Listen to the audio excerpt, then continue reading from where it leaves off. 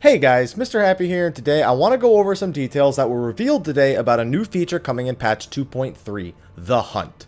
This feature will be unlocked at your respective grant company when the patch hits, and will call on adventurers to cull savage beasts from the lands in return for rewards. Now, in the latest reveal, I was honestly just glad they were finally calling it The Hunt, as the previous name of quote-unquote daily hunts just wasn't enticing at all.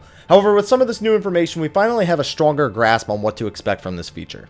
So first off, there are two types of hunts that target two different types of enemies. The first are common marks, which are given to the player daily and usually involve killing some common enemies out in the world. These marks are actually different for every player, and thus don't expect every player on your server to be killing the same enemies as you. The other type of mark is called an elite mark, which is a strong, rare enemy that will only spawn under specific conditions. These marks are given out by the Grand Company on a weekly basis and will have much greater rewards.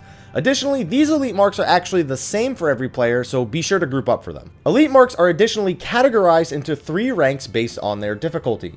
Rank B elites will be the easiest, rank A somewhere in the middle, and rank S beasts will be the most difficult.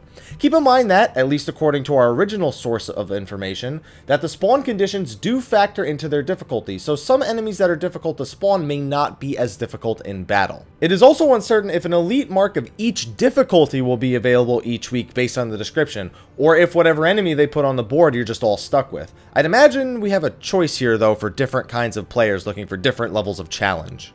A new currency is also being implemented alongside the hunt, called Allied Seals. These seals can be used to buy things such as Alexandrite for your Novus quest, Sands of Time and Oil of Time from the second coil Bahamut, as well as new armor, weapons, and minions. Additionally, elite marks will have additional rewards such as tomestones of mythology and soldiery. Now, on top of all this information, we do still have some information back from the live letter 14, which I feel like I should mention right now, since the hunt was briefly spoken about it back then as well. It seems some of their ideas may have been scrapped since then. Originally, common marks were supposed to be taken on infinitely, leaving it up to the player to decide how many of them they wanted to farm.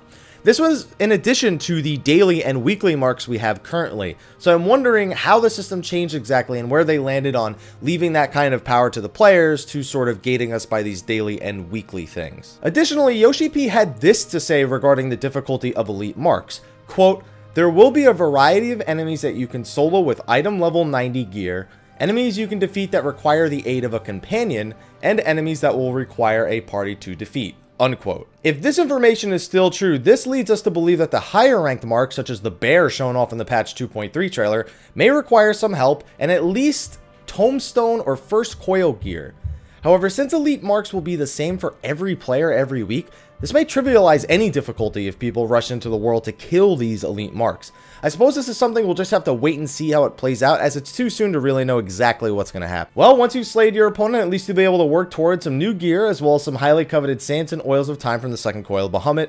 There's really no telling how many marks the rewards will cost, but you'll also get some gil alongside it, some tomestones, you can work towards Alexandrite. So it's just a nice feature to be able to really work towards anything you want in the game.